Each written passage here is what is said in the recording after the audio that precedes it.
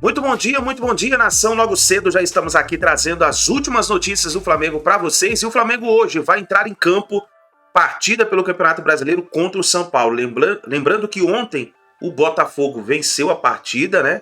E continua na liderança do Campeonato Brasileiro. E o Flamengo após a eliminação na Copa Libertadores da América, se quer continuar brigando pelo título do Campeonato Brasileiro, o Flamengo precisa vencer a partida. Não tem jeito, não tem escolha. O Flamengo precisa vencer essa partida. Nós vamos analisar nesse momento, mas eu gostaria que você, primeiramente, chegasse deixando seu like. Seu like apoia demais o trabalho do nosso canal. E se você não é inscrito, vai rapidinho, aperta o botão vermelho, se inscreva, faça parte aqui do nosso canal, porque todos os dias tem notícias, tem informações do Flamengo para vocês. E lembrando que aqui nós vivemos Flamengo, tá bom? Crédito esse vídeo, vou deixar o canal ESPN Brasil, ao canal do Pilhato, ao canal do João Guilherme, link na descrição como crédito. Vamos para as últimas informações do Flamengo, mas antes, na manhã deste domingo, você que está aí tomando seu cafezinho, talvez você está se preparando para ir trabalhar, vamos fazer o seguinte, vá rapidinho nos comentários e arrisque o seu palpite para essa partida entre Flamengo e São Paulo. Lembrando que o técnico Jorge Sampaoli, ele pode cair caso o Flamengo não tenha um bom resultado. Isso é informação que, inclusive, nós vamos ver no vídeo os comentaristas falando sobre isso, tá bom? Então, bora para as notícias do Flamengo. Eu acho que até o cenário é perfeito, né, para a volta do Dorival, né? O momento, o cenário, sai de uma desclassificação, foi mandado embora da forma como foi, chega no Maracanã. Perfeito para quem? Dorival. Ah, tá. Pro Dorival. Não pro você me perguntou, sim, né, claro. o reencontro do Dorival. Perfeito, desculpa, Zé. Antes do jogo. Antes do jogo. Aí que eu falo, depende do que acontecer durante o jogo. Porque assim... Porque se perde... E sabe o que eu já ouvi, Eugênio? Sai por baixo. De torcedores do São Paulo, que o Dorival também não fique muito tocado com isso, sabe? A coisa não pode ser tão amistosa assim. Mas assim, eu não... Mas eu acho que não vai ser, não. Acho que ele vai querer justamente mostrar pro Flamengo, olha aqui. Pro Flamengo, né? É que o problema é que ele não entra em campo, né? Isso que é o grande problema. Sim. O Dorival muitas vezes não vai poder entrar em campo, ele vai poder armar a sua equipe e tal, mas eu acho que o reencontro com ele, perfeito. Sabe aquele momento perfeito? Que os astros... Mostrar assim, os fantasmas do passado. Aquelas coisas assim, sabe? O cometa Halley passa, depois de não sei quantos anos. É o dia do Dorival amanhã. A gente pode ter um pouco mais à frente um reencontro, aí sim, muito mais pesado, que seria o da final da Copa do Brasil. Aí é uma outra coisa. Mas, por exemplo, você vê, Dorival, da forma como foi mandado embora, aí assume o Vitor Pereira, um desastre. Aí chega o Sampaoli, outro também desastre. Não consegue... Outro desastre. Desastre, um vexame que aconteceu, né? E o Dorival no São Paulo assume o São Paulo com alguns problemas. Você vê o São Paulo hoje jogando, você vê o São Paulo hoje trocando passes, e com um time inferior ao do Flamengo, tecnicamente. Ele consegue fazer o time jogar. Lógico que tem suas limitações, que a gente sabe, mas dentro daquilo que ele pode fazer, o jogo contra o São Lourenço foi um jogo... Sim. Sensacional, pela entrega, eu acho que assim, quando o jogo é bom, né, quando eu falo jogo sensacional, porque a gente conseguiu ver, eu particularmente consegui ver no jogo, uma ligação que acho que para mim é muito importante dentro do futebol. É o que o jogador faz em campo, ele consegue fazer essa ligação com a torcida. Totalmente. Né? Eu acho que isso é fundamental para você ter um ambiente positivo. Eu até dei um exemplo do jogo do Flamengo, a diferença do jogo do Flamengo e o jogo do São Paulo. O jogo do Flamengo teve um lance, acho que todos nós aqui vamos lembrar, que o Wesley, ele faz uma falta normal no jogador do Paraguai, só que na hora que ele vai tirar a perna, né, ele vai levantar a perna, a trava enrosca no cadarço do jogador e tal, e ele tá lá sozinho. Aí vem o primeiro, dá uma peitada nele, vem o outro, dá uma peitada nele, e vem um de frente, que é o capitão, e dá outra peitada. Não teve um jogador do Flamengo, não teve atenção, ele ficou sozinho. Não teve um jogador do Flamengo que chegou e falou assim, confusão com o moleque, vem pra cima de mim aqui também. Daqueles sinais que dizem muita coisa, né? Aí você pega o jogo do São Paulo. Jogo do São Paulo, São Lourenço provocando, dando cotovelada. Aí o cara dá uma cotovelada, uma mãozada na cara do Pablo Maia. Primeiro lance, logo em seguida, o que o Caleri faz? Vai no meio, vai no corpo, mete o braço e tal. Não, aqui não. Entendeu? Eu acho que o São Paulo conseguiu passar. Não estou dizendo aqui incentivando a pancada, não é isso, é a porrada, não é isso. Estou falando o espírito que tem, né, que teve nesse jogo do time, que conseguiu fazer com que esse campo estivesse na arquibancada e a arquibancada estivesse no campo. Eu acho que isso é fundamental nos jogos importantes, jogos decisivos. E isso passa muito também pelo futebol que se joga, né? Porque se você não joga um bom futebol, por mais que a torcida grite, te incentive, você não consegue fazer essa ligação. Mas o São Paulo, nesse jogo, conseguiu. E é fundamental isso para a sequência do ano. Eugênio, eu gosto antes bastante. da gente se aprofundar mais no São Paulo, depois de eliminações, podem acontecer no jogo seguinte 2 tipos de reação, né? Uma resposta, jogando muito e conseguindo um ótimo resultado, ou o abatimento por tudo que aconteceu até antes da eliminação, com a relação claramente azedada do elenco com a comissão técnica, com o Jorge Sampaoli. Enfim, depois de tudo que aconteceu com o Pedro, com o preparador físico, o que você acha mais provável que aconteça amanhã? Porque, assim, para ter uma mudança, tem que acontecer alguma coisa. Tem que ter um estímulo de alguma parte, né? É claro que o resultado da eliminação é um estímulo para a mudança. Mas ele é consequência de um ambiente, de uma situação que não está bem resolvida. Se resolveu alguma coisa internamente? Eu não sei, eu não estou lá dentro. Eu não sei que tipo de conversa teve. Ao que parece, não. As informações não são nesse sentido. Tem a cobrança externa. Me parece que há ainda um ambiente de muita indefinição, de muita tensão nas relações internas. E não há a sugestão de que algo importante, positivo aconteceu para que esse time entre em campo jogando uma barbaridade contra o São Paulo. Sim. Seria uma surpresa até. Seria uma surpresa. É a gestão dessa situação. Normalmente, quando um time reage bem a uma eliminação, é porque a eliminação foi casual. Aconteceu, fora da curva, uma bola errada, um jogo muito equilibrado que você acaba errando uma finalização, ou um jogador que é expulso e o time fica em inferioridade numérica, acaba sofrendo em função disso. Mas, assim, a situação do Flamengo, a eliminação para o Olímpia, ela faz parte de um ambiente que vem no Flamengo há algum tempo. Sim. Ela vem depois de uma derrota para o Cuiabá. Era tão frágil, né, Eugênio, que numa semana que era para ser fantástica, o jogo que o Flamengo fez no Sul contra o Grêmio, podia ter goleado o Grêmio na arena. A melhor versão do Flamengo do São Paulo. Vira um jogo contra o Atlético Mineiro nos minutos finais e, a partir disso, você internamente provoca uma crise de proporções gigantescas. Um processo de autossabotagem. Eu já vi times se automutilar, mas dessa maneira, desse jeito, como foi o Flamengo agora, olha, mas a semente, capricharam. A semente disso tudo esteve justamente no jogo com o Grêmio, né?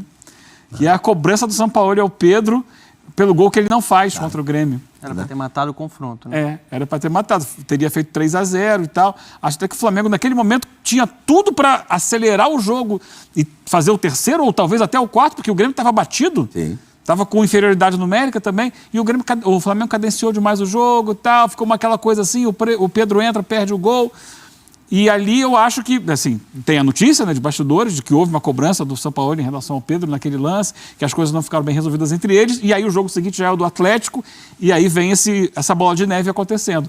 No momento mais positivo do Flamengo com o Sampaoli, vem a semente do problema que acontece depois, e que com certeza afetou todo o grupo. Quando aconteceu o problema do Pedro, depois conversando, né, com alguns amigos e tal, diria fontes, né? Fontes.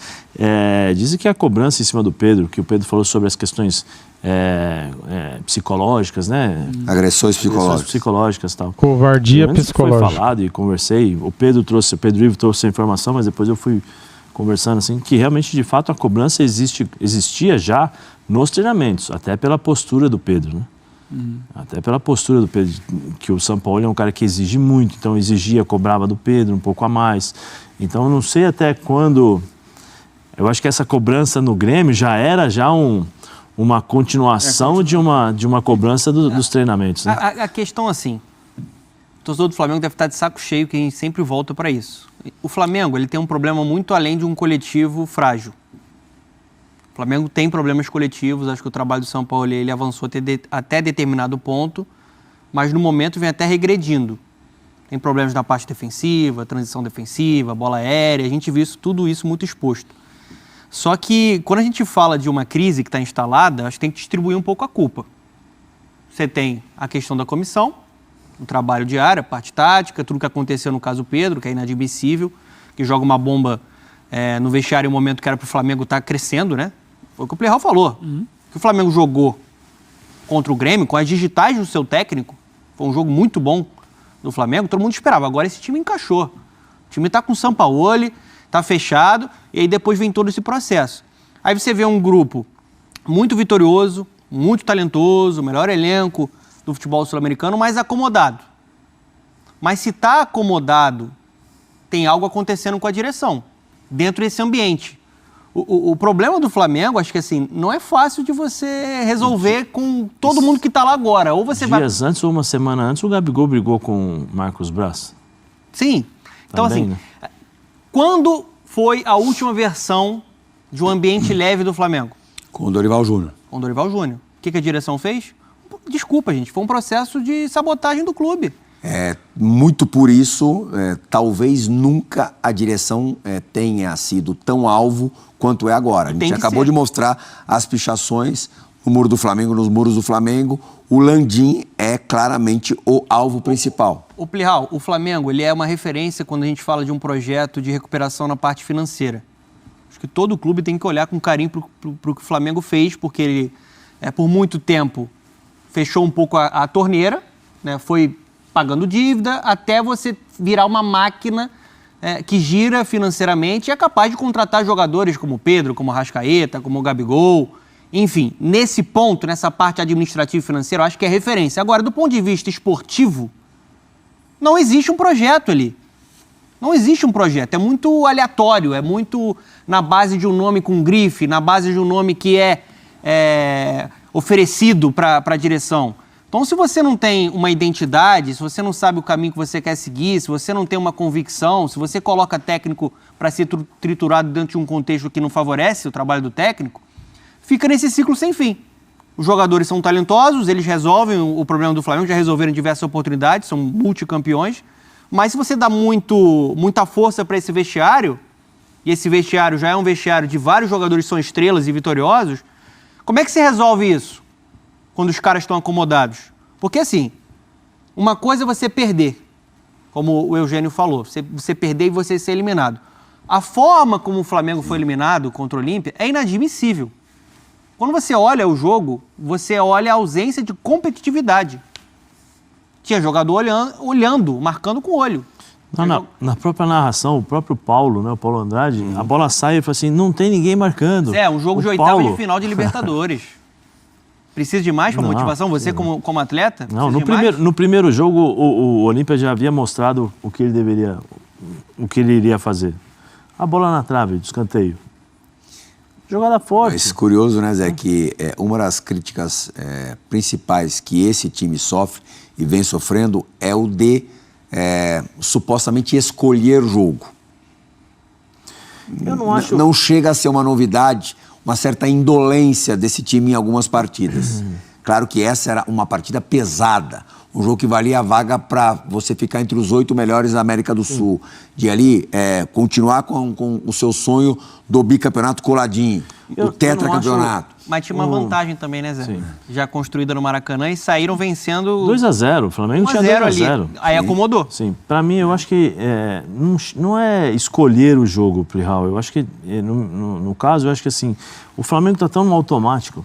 O jogador de futebol, ele se acostuma com aquilo que ele escuta. Se você falar para ele durante a semana inteira, você está cansado, você precisa sair, você precisa ficar no banco e tal, no aquecimento ou no ônibus, na hora que ele desce, ele vai, professor, eu estou cansado.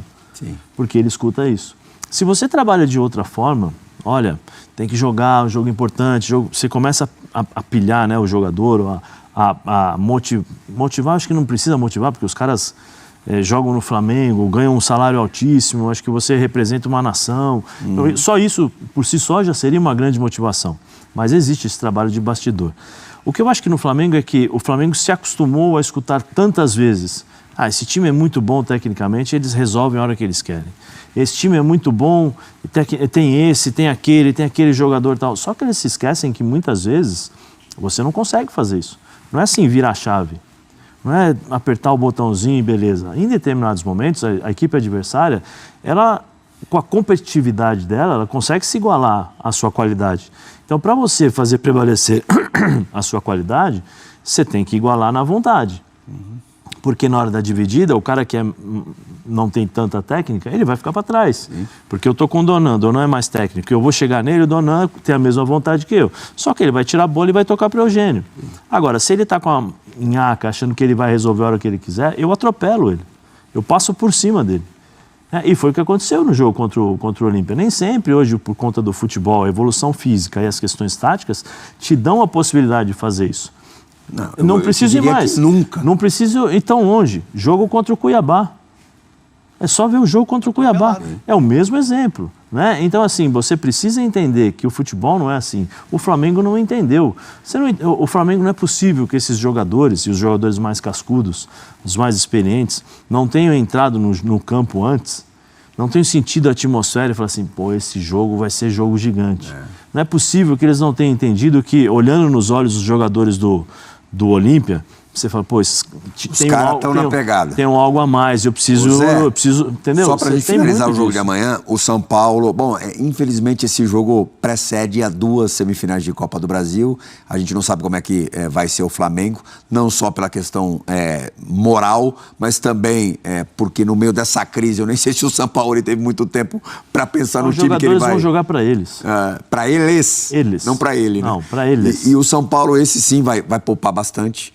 Imagino que no máximo 4 titulares de quarta-feira que vem, a volta contra o Corinthians, quando o São Paulo tem que, como aconteceu na Copa Sul-Americana, reverter o resultado, tá atrás por 1-0, foi, aliás, 2-1 foi o placar na Neoquímica Arena pro Corinthians. O que a gente sabe, certeza absoluta, é que o Lucas inicia o jogo contra o Flamengo amanhã, o Lucas Moura. O Pato também. O Pato também começa o jogo. E o Rames Rodrigues viajou para o Rio de Janeiro, a delegação de São Paulo já está no Rio de Janeiro. O Luciano vai jogar também, né? Mas o Luciano não começa o jogo. Vai ficar no banco. Porque ele está com um probleminha na panturrilha, o Luciano não começa o jogo. O Rames vai entrar no... A gente nunca sabe como é que vai estar a partida. Mas a ideia é que o Rames Rodrigues faça a sua estreia pelo São Paulo, até para quebrar o gelo antes de quarta-feira, amanhã contra o Flamengo. É o grande momento para justamente sentir o que o Rames pode entregar nesse momento e de que forma ele pode ser utilizado no jogo contra o Corinthians, se for a necessidade. Porque o São Paulo fez a contratação de ambos pensando em contar com eles nesse jogo da volta da Copa do Brasil, tanto o Lucas quanto o Rames. O Lucas já jogou, já mostrou, eu acho que para algum tempo de jogo ele está pronto, ele jogou 45 minutos já, né? E bem. E jogou bem, apesar de ter feito o pênalti, mas mostrou a qualidade que a gente conhece do Lucas. O Rames ainda não jogou. Então, para o Lucas é bom ganhar mais minutos, ganhar mais entrosamento, ganhar ritmo de jogo. E para o Rames é para entender o que ele pode entregar. Quantos minutos, que posicionamento, que movimentos dentro de campo.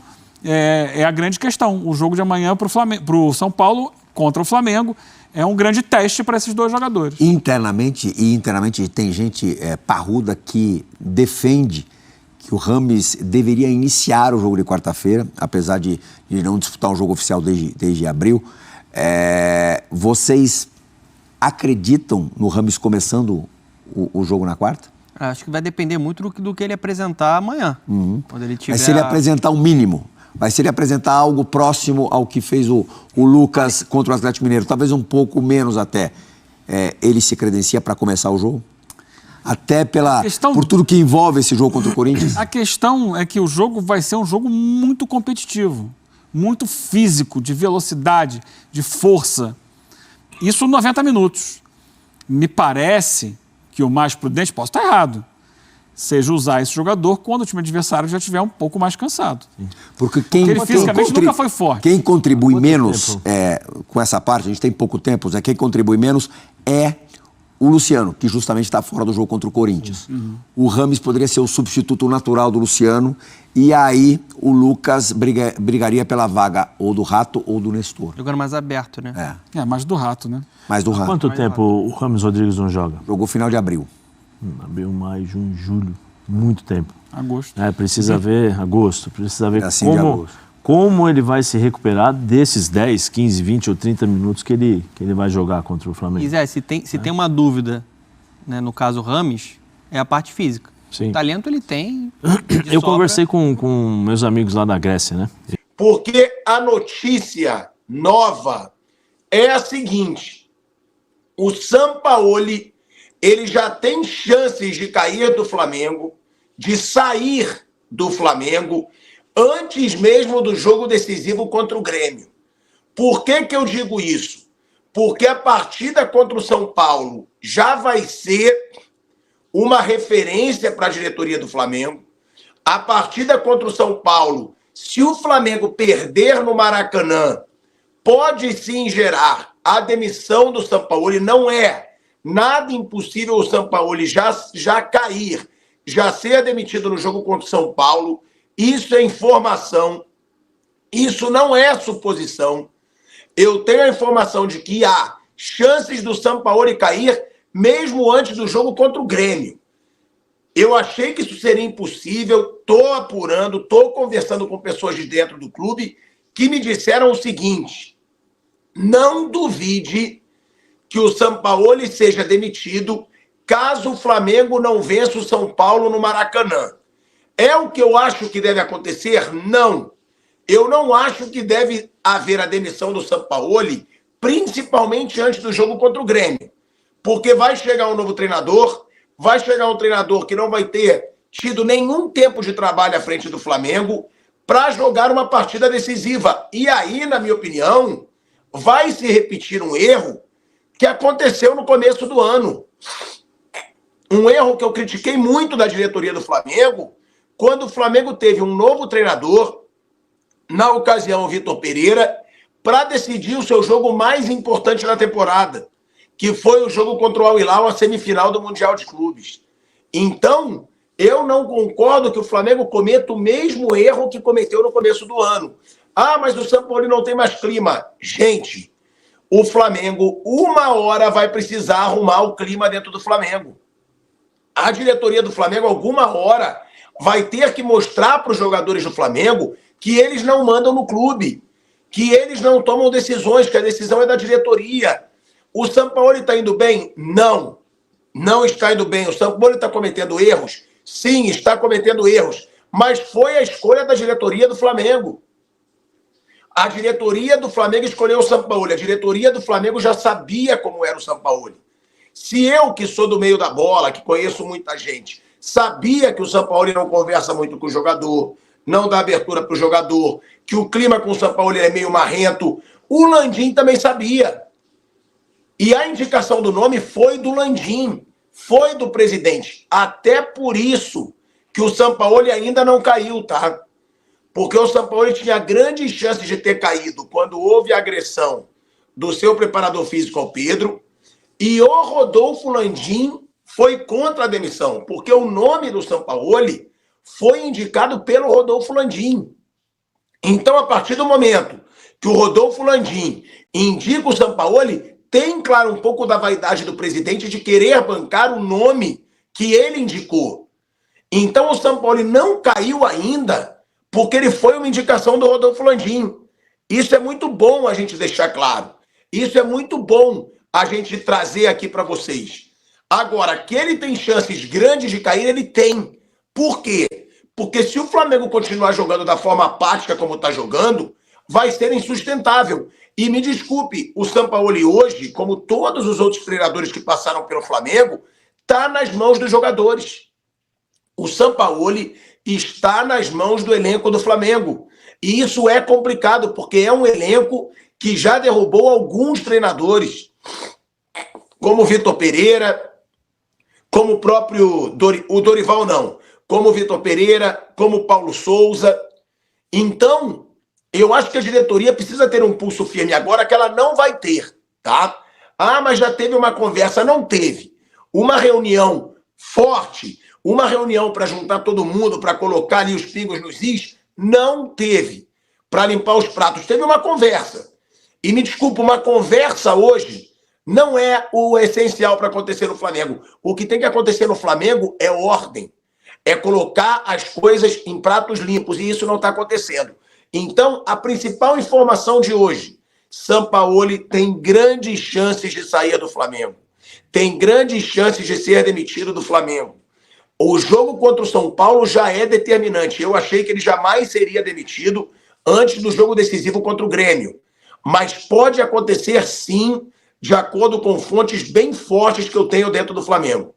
Ele pode ser demitido já depois do jogo do São Paulo, se houver um resultado diferente da vitória. E deixando muito claro, a torcida do Flamengo já esgotou os ingressos para esse jogo contra o São Paulo. Imagina a pressão que não vai ser, porque é certeza que se os ingressos já não tivessem esgotados, não iriam esgotar. Porque o torcedor nesse momento ele está revoltado, o torcedor nesse momento ele está decepcionado, o torcedor nesse momento ele está envergonhado, mas os ingressos foram esgotados. Então não tenham dúvida de que vai ser um clima de protesto no Maracanã. Vão ter protestos no Maracanã. Vão ter xingamentos ao Rodolfo Landim, vão ter xingamentos ao Marcos Braz, vão ter xingamentos aos jogadores, vai ter cobrança, vai ter vaia, podem ter manifestações antes do jogo, porque vai ser um Maracanã lotado por um clima péssimo que existe no Flamengo. E esse clima tenso já começou a ser mostrado hoje. Como diz o Érico aqui, é verdade o protesto no Ninho hoje? Vi no vídeo do Papa, sim, é verdade. Houve pichação com ofensas pesadas ao Rodolfo Landim, tinha lá Landim safado, fora Landim. Já começam as manifestações e o clima já começa a ficar pesado. Se o clima já está pesado no Flamengo, se já estão tendo muitas manifestações, se já estão tendo muitos torcedores, até torcidas organizadas, nem gosto de falar torcedor, porque quando envolve pichação, violência, para mim já não é torcedor, para mim é marginalidade. Mas já estão havendo protestos contra o Rodolfo Landim e contra o Marcos Braz. Imagina o que não vai ser no Maracanã. Então, uma derrota do Flamengo para o São Paulo, ela pode derrubar o Sampaoli. Aí você me pergunta, é o ideal? Para mim, não. Sei que o Sampaoli não faz um bom trabalho, mas o ano já está perdido. Se acabar a Copa do Brasil para o Flamengo, o ano já está perdido. Trocar treinador agora não adianta. Eu tentaria manter o Sampaoli. Se não for para trazer um cara muito fora da média, como o Galhardo, como o Jorge Jesus, que não vai sair da Arábia Saudita. O Jorge Jesus hoje em dia está no Al Hilal. Muita gente ontem me perguntou sobre o Jorge Jesus. Jorge Jesus está no futebol da Arábia Saudita, que hoje é o futebol mais rico do mundo. É até mais rico que o da Europa. Na Europa não se pagam os salários que estão se pagando na Arábia Saudita. A Arábia Saudita é o país mais rico do mundo por causa de petróleo e está torrando dinheiro. Levou Cristiano Ronaldo, levou Mané, levou Benzema, levou Kanté, levou Firmino, levou Fabinho. O time do Jorge Jesus está querendo levar o Neymar, está oferecendo 37 milhões de reais por mês de salário para o Neymar. Então, agora o Jorge Jesus já não sai mais. Se a diretoria do Flamengo preferiu ser orgulhosa, ser vaidosa e colocar a vaidade deles acima do Flamengo, agora já era. Porque o Jorge Jesus teve várias chances de vir para o Flamengo. Não veio. Tem o Galhardo desempregado, mas o Galhardo não quer trabalhar na América do Sul. Galhardo quer trabalhar na Europa. O objetivo do Galhardo nesse momento é a Europa. Então, se não for para trazer um nome super acima da média, eu não sou a favor de tirar o Sampaoli. Por quê? Porque a temporada já está perdida se o Flamengo for eliminado da Copa do Brasil. E aí você vai começar tudo de novo. Vai começar um novo trabalho, vai colocar um novo treinador, vai ter que demorar, vai ter que ver se os jogadores vão concordar com esse treinador ou não. Ou seja, se já está com o Sampaoli, reformula logo do jeito que ele quiser para ver se o Flamengo melhora. Porque o Flamengo não consegue ter um treinador que seja maior que os jogadores, que tenha autonomia sobre os jogadores. Isso precisa acontecer num determinado momento, gente. Ah, mas o Flamengo ganhou títulos quando teve treinador apaziguador, que foi o caso do Dorival Júnior. Ganhou título com o Rogério Ceni porque o Internacional fez questão de entregar. E aí ganhou com o Jorge Jesus. Então, o Flamengo precisa ter um treinador com autoridade. O Flamengo precisa ter um treinador que seja bancado, que os jogadores enxerguem que eles não mandam no clube. E o Flamengo conquista títulos, gente, porque o Flamengo tem um faturamento de 1 bilhão e 500 milhões de reais. É muito mais dinheiro que os outros. É óbvio que esse dinheiro faz a diferença. Agora, não dá para cobertar os erros da diretoria o tempo todo porque o Flamengo ganha alguns campeonatos, mas também erra muito. O Flamengo erra muito também. São muitos erros bobos de gestão, erros onde a diretoria mostra uma falta de autonomia total, uma falta de autoridade total. Até o momento, a tendência é que realmente o Flamengo tenha um ano muito ruim, né? Pode ser até um ano sem títulos. Para completar o ciclo de vexames do Flamengo na temporada, a única coisa que falta é o Flamengo ser eliminado pelo Grêmio no Maracanã, com a vantagem ampla que ele conseguiu ganhando lá em Porto Alegre por 2-0. E eu conversei com alguns gremistas hoje, e eles ganharam uma força, uma confiança muito grande, tipo o seguinte: o Olímpia foi lá e fez, por que nós não podemos fazer? Nós somos o Grêmio, nós temos Luiz Soares, nós temos grandes jogadores, então o Grêmio ganhou um ânimo especial para esse jogo aí. Se estava já meio, não deu, vamos focar no brasileiro, o Grêmio passou a acreditar. E aí vamos ver o que vai acontecer quarta-feira à noite no Maracanã. E no domingo tem Flamengo e São Paulo, 18h30, o reencontro da nação do Flamengo com Dorival Júnior no Maracanã, no primeiro jogo seguinte à eliminação do Flamengo na Libertadores. Flamengo mergulhado numa profunda crise. Rapaz, eu acho que protesto nunca é demais, mas dentro do limite. Você ir lá na porta do CT, você levar faixa, fazer protestos, digamos assim, diferentes, algo que possa chamar a atenção do público e, ao mesmo tempo, fazer aquele protesto. Por exemplo, recentemente, a torcida do Santos fez um protesto bacana demais. Eles montaram um time lá, fora do CT do Santos, falou: se a gente jogar contra vocês, a gente ganha vocês. É uma forma de protestar dentro do limite. Eu não sou contra protesto. Eu sou contra você vandalizar. Ainda mais um CT, Ninho do Urubu. O que vai mudar? Vocês acham o quê? Que os jogadores vão jogar mais porque a torcida pichou o muro inteiro do CT Ninho do Urubu? É óbvio que não, gente. É óbvio que não. Leva uma faixa, algo diferente, algo que chame a atenção, que viralize nas redes sociais. Desse jeito, sabe? Eu sou contra esse tipo de protesto. Mas teve. Mas enfim, é isso que aconteceu. Antes mesmo do treino começar, o São Paulo comandou um treino nessa manhã de sábado, preparando o time para pegar o São Paulo, e ele não esboçou nenhum time titular, conforme ele vem fazendo. Inclusive, isso é algo que chama muita atenção internamente, porque muitos jogadores não gostam disso, de saber que vão jogar apenas na preleção. Enfim, é uma metodologia de trabalho do Sampaoli. Quando ele foi contratado, todo mundo sabia que ele era assim. Todo mundo. Ele não repete time titular, ele não esboça time titular, é muito difícil ele fazer isso.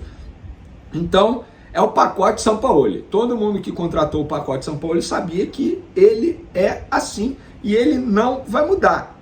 E por falar nisso, na forma de agir no dia a dia, hoje eu estava conversando com uma pessoa da diretoria do Flamengo sobre uma possível proposta por Wesley, e eu vou ler aqui exatamente o que essa pessoa disse. Acho que foi apenas sondagem, e o Flamengo não irá vender ninguém até o final do ano, só com pagamento da multa ou ter alguém no mercado para reposição à altura ou melhor. O foco é conquistar de qualquer jeito a Copa do Brasil e tentar também o Campeonato Brasileiro. Foi apenas sondagens via empresários. Isso sobre a possível proposta pelo lateral direito Wesley. Por que eu estou falando isso? Eu confesso, gente, eu não sei se algum jornalista publicou que teve proposta, eu não sei. Eu estou falando isso porque muita gente está me perguntando no WhatsApp, inbox do Instagram, Twitter, me marcando, me perguntando sobre isso. E eu estou trazendo aqui para vocês aquilo que eu apurei junto a uma pessoa da diretoria do Flamengo. E aí, essa pessoa emendou o seguinte: o Sampaoli é muito esquisito, Vene. Ele gosta e dá toda atenção aos jogadores que gostam e são os titulares e que entram em todo jogo. O restante não dá atenção. Isso é ruim, muito ruim. Ele já disse que quer 18 jogadores muito bons e o resto meninos que entram caso necessário. Vive pedindo contratações, mas ele nunca teve um elenco como esse.